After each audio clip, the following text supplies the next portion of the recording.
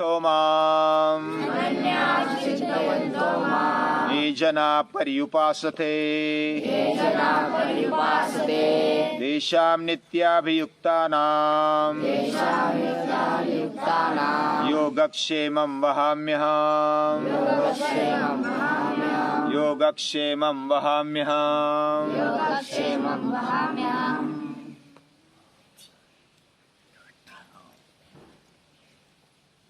कोई अगर वचन देता है तो बड़ा आदमी अगर कोई वचन देता है तो उस पर हम विश्वास करते हैं, करना भी चाहिए। साधारण गांव का सरपंच भी अगर वचन देता है तो उस पर विश्वास रखते हुए हम उसको चुनाव में मत देते हैं और उसको जिता देते हैं। अगर राज्य के लेवल पर देखेंगे तो राज्य लेवल के मुख्यमंत्री आदि या तो राष्ट्र लेवल के प्रधानमंत्री आदि जो भी खासदार वो भी अगर वचन देते हैं तो उन पर हम विश्वास करते हैं और अपना मत उनको दे देते हैं। ये दुनिया वैसे विश्वास से चलती है, बिना विश्वास ये दुनिया नहीं चलती।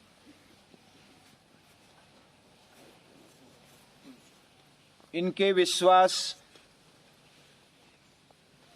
पर कितना भरोसा रखना चाहिए ये हम देख रहे हैं। बहुत सारी संख्या ऐसी है कि जो भी राजकारण में घुसे उन पर विश्वास नहीं करना चाहिए, ऐसा ही ज्यादातर लोगों का मानना है। उसमें थोड़े बहुत अपवाद हो सकते हैं, लेकिन ज्यादातर ऐसी संख्या है कि विश्वास न करे तो अच्छा है।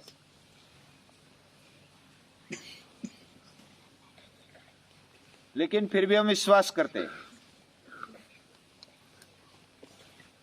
जो शिक्षण संस्थाएं हैं दुनिया में चल रही उन पर भी विश्वास करते हैं, भले बाद में उसका परिणाम जो भी आ जाए हम उस पर विश्वास करते हैं। उनमें भी विश्वासघात हो जाता है और आज दुनिया उसको समझ रही है।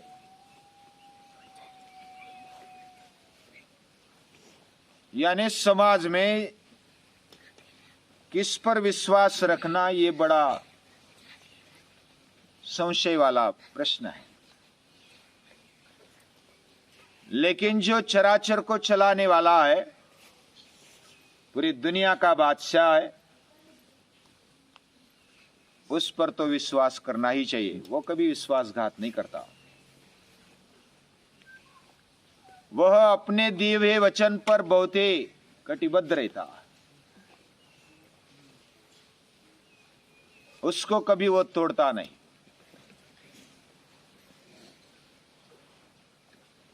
और स्वयं योगेश्वर का रूप लेकर आए हुए कृष्ण वह बताते अनन्याश्चिन्तयन्तो माम, उन्होंने दिया हुआ वचन पर ट्राई करके तो देखना चाहिए कम से कम। यानी अनन्य चित्त से अगर हम उसकी उपासना करते हैं, उसके पास रहते हैं, पूजन करते हैं, भक्ति करते हैं, तो भगवान कृष्ण ऐसे बोलते हैं कि मैं उसका योगक्षेम चलाऊंगा, चलाता हूं। योगक्षेमम वहाम्यहम, वहामी, मैं उसको ढोता हूं। यानी केवल खाना पीना चलना यही केवल योगक्षेम नहीं होता।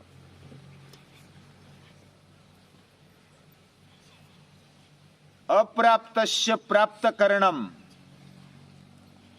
और प्राप्तस्य रक्षणम, जो प्राप्त नहीं किया है उसको प्राप्त करना, करवाना, और जो प्राप्त है उसका रक्षण करना और कौन सी भी हालत में रक्षण करना। ये भगवान वचन देते हैं। इसलिए तो महाभारत के अंत में एक प्रसंग हुआ। क्या हुआ? पूरा युद्ध हो गया, जीत गए, और भगवान कृष्ण ने रथ लाया पूरे मैदान के बाहर और निर्जन प्रदेश में लाया, और बाकी पांडव भी आ गए। युधिष्ठिर खास करके भगवान कृष्ण के रथ के साथ, उनका रथ भी चल रहा था। तो दूर लेकर गए, बाकी लोगों को बोले कि आप साइड में हट जाओ, और अर्जुन को बोले कि उतर जा, पहले तू उतर जा। तो अर्जुन बोलता है कि भगवान, आप तो पहले हर रोज आप उतरते थे, आज क्यों मुझे उतरने को बोल रहे हैं?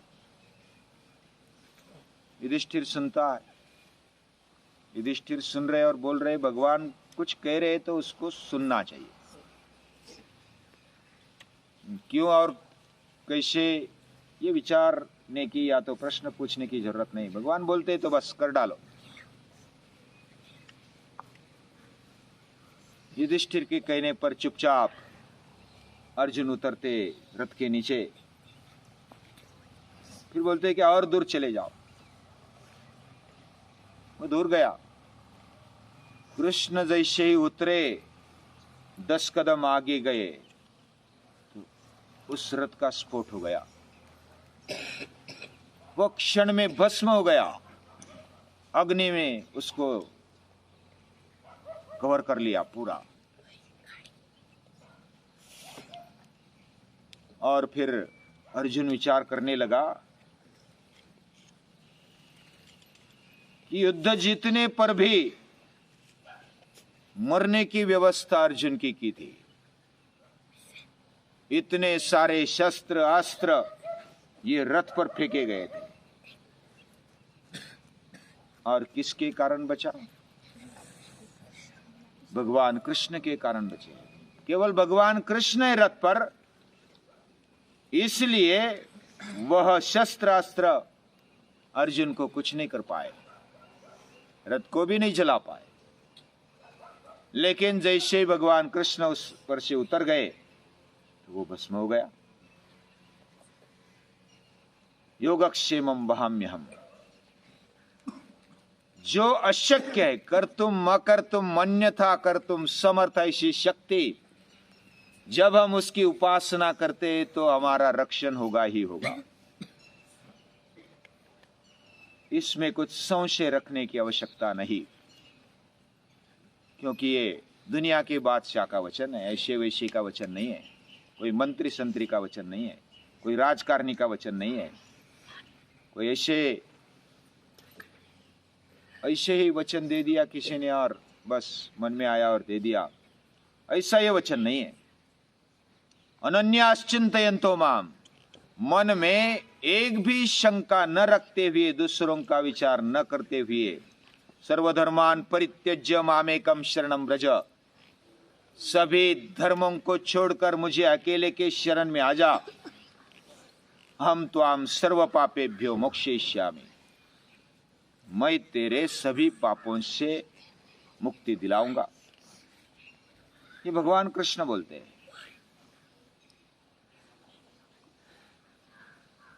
और लास्ट में बोलते हैं, कश्चिदेतत् श्रुतं पार्थ त्वय्यैकाग्रेण चेतसा, क्या इतना मैंने बोला तूने थोड़ा सा भी लक्ष्य देकर ध्यान देकर अगर सुना है? कश्चिदेतत् श्रुतं पार्थ, तूने अगर सुना है त्वय्यैकाग्रेण चेतसा, ये अंडरलाइन करने जैसा है। हम सुनते तो है, एकाग्र चित्त से सुनते हैं क्या? ये महत्वपूर्ण है। पूरी गीता मैंने बताई, क्या एकाग्र चित्त से सुनी?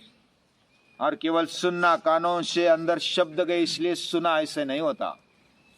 कानों से शब्द गए, उसका अर्थ समझ में आ गया और वो आचरण में लाने का दृढ़ निश्चय किया है, तब सुना, या तो आचरण में लाया तब सुना, ऐसा सुनने का अर्थ होता है।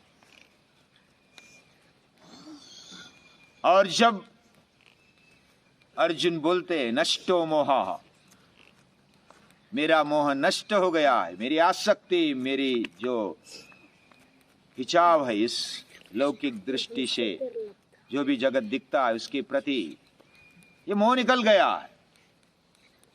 नष्टो मोहा स्मृतिर्लब्धा, जो हम अपने अपने मानते हैं, दुनिया में कौन अपना है। धीरे धीरे घर वाले भी छोड़कर जाते हैं। कौन अपना है? तो भगवान ही अपना है, न अन्य, दूसरा कोई नहीं अपना। लेकिन ये भगवान का सभी है, सभी भगवान का है, इसलिए ये भगवान का है और भगवान के अलावा किसी का नहीं है। और वही अकेला है जो अपना है, दूसरा कोई नहीं। ये बात दिमाग में, दिल में पूरी घुसनी चाहिए। और ऐसा जो लगातार बने रहता है, उसका योगक्षेम मैं चलाता, उसको चिंता करने की आवश्यकता नहीं। न मे भक्त प्रणश्यति। और इसलिए अर्जुन कहते हैं, अर्जुन वैसा ही है, अन्य नहीं, न अन्य। कृष्ण ने कहा बस करिष्ये वचनं तव, आप जैसा कहेंगे वैसा मैं करूंगा। नष्टो मोह स्मृतिर्लब्धा त्वत्प्रसादान मयाच्युत स्थितोस्मि गत संदेह, कोई संदेह नहीं रखा, स्थिर हो गया हूं, मोह नष्ट हो गया है, स्मृति मिल गई है और आपके प्रसाद के कारण मिली है। आपकी प्रसन्नता के कारण, आपके कृपा के कारण मुझे ये प्रसाद मिला, प्रसन्नता मिली, और इसलिए मैं स्थिर हो गया। अभी कोई डगमग नहीं, अभी कोई हलचल नहीं, संदेह भी निकल गया। और केवल क्या है? करिष्ये वचनं तव, तू जो बोलेगा वही मैं करूंगा, बाकी दूसरा कुछ नहीं। और इतनी विश्वास के साथ अर्जुन बोलते हैं। यही खासियत है, हमारा जीवन भी अर्जुन जैसा हो।